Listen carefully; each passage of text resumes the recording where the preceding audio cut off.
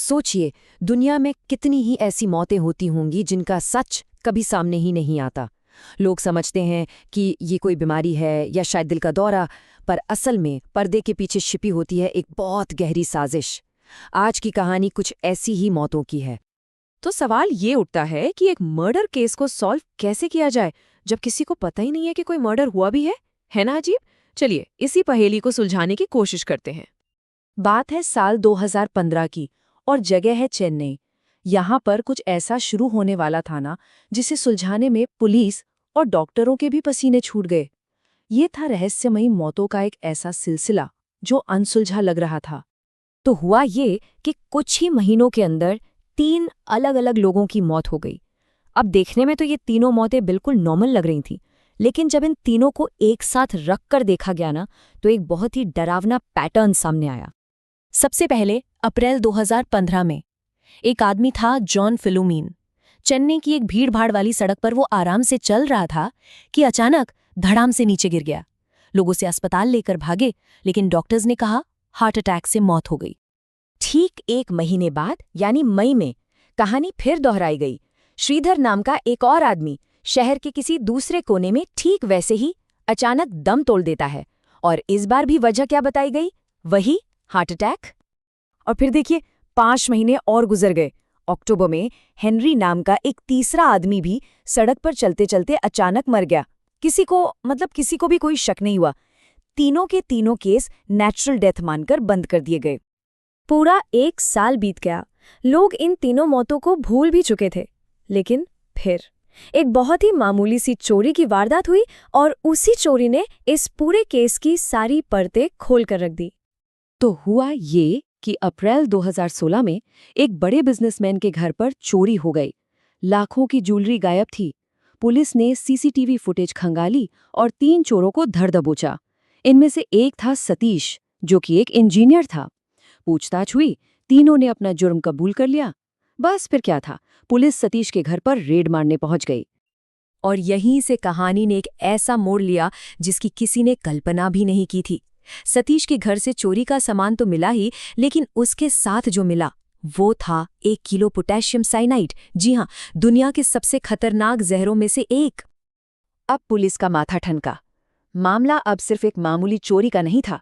सवाल ये था कि एक चोर के घर में इतना खतरनाक जहर कर क्या रहा है। जांच की सुई अब घूम चुकी थी एक मुमकिन सीरियल किलर की तरफ। पुलिस ने फौरन सतीश की पूरी कुंडली खंगालनी शुरू कर दी और जल्द ही एक कनेक्शन मिला। पता चला कि उसकी अपनी पत्नी मैरी से बनती नहीं थी।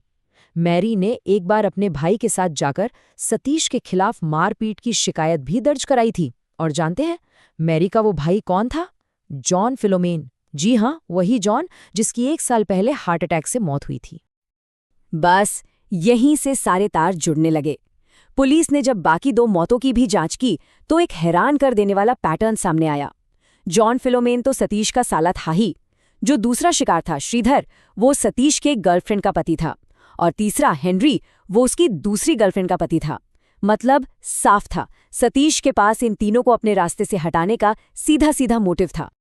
पुलिस का शक अब यकीन में बदल चुका था। उन्होंने जॉन फिलोमेन की बॉडी को कब्र से बाहर निकालने का ऑर्डर दिया। इस प्रोसेस को कहते हैं एक्सह्यूमेशन। जब दोबारा पोस्टमार्टम हुआ तो सच सामने आ गया। जॉन की मौत हार्ट अटैक से नहीं बल्कि साइनाइड जहर से हुई थी। देखिए, साइनाइड करता क्या है? ये शरीर के सेल्स तक ऑक्सीजन की सप्लाई को ही रोक देता है। नतीजा, दिल और दिमाग फौरन काम करना बंद कर देते हैं और देखने में ये बिल्कुल हार्ट अटैक जैसा ही लगता है। तो ये तो साफ हो गया कि कातिल सतीश ही था, पर सबसे बड़ा सवाल ये था कि आखिर उसने इन तीनों को जहर दिया कैसे, वो भी बिना कोई सुराग छोड़े। सतीश ने जो तरीका अपनाया था ना, वो बताता है कि उसका दिमाग कितना शातिर था, और ये तरीका उसने कहीं से कॉपी किया था, किसी जासूसी की सच्ची कहानी से।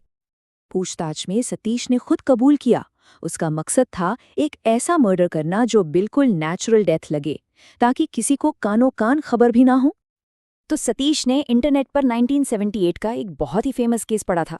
लंदन में केजीबी के जासूस ने जॉर्जी मार्कोव नाम के एक जर्नलिस्ट को छाते की नोक से जहर देकर मार डाला था।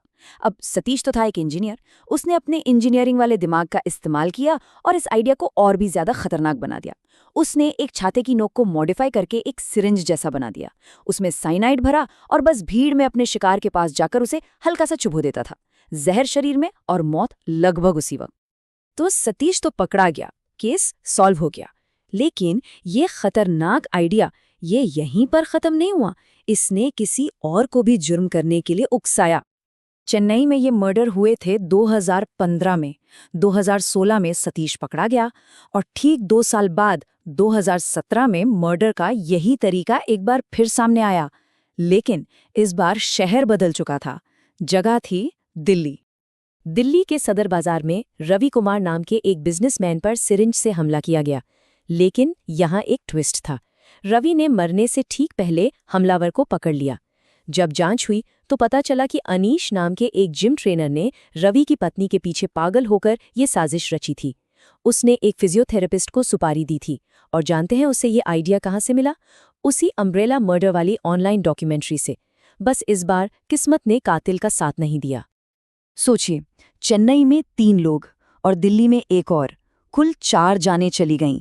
और इन मौतों की वजह कोई बंदूक या चाकू नहीं था। इन सब की वजह था सिर्फ एक खतरनाक आइडिया जो इंटरनेट के जरिए एक दिमाग से दूसरे दिमाग तक पहुंच गया। तो ये कहानी हमें सोचने पर मजबूर कर देती है कि दुनिया का सबसे खतरनाक हथियार आखिर है क्या? कोई बंदूक, कोई जहर, या फिर सिर्फ एक आइडिया?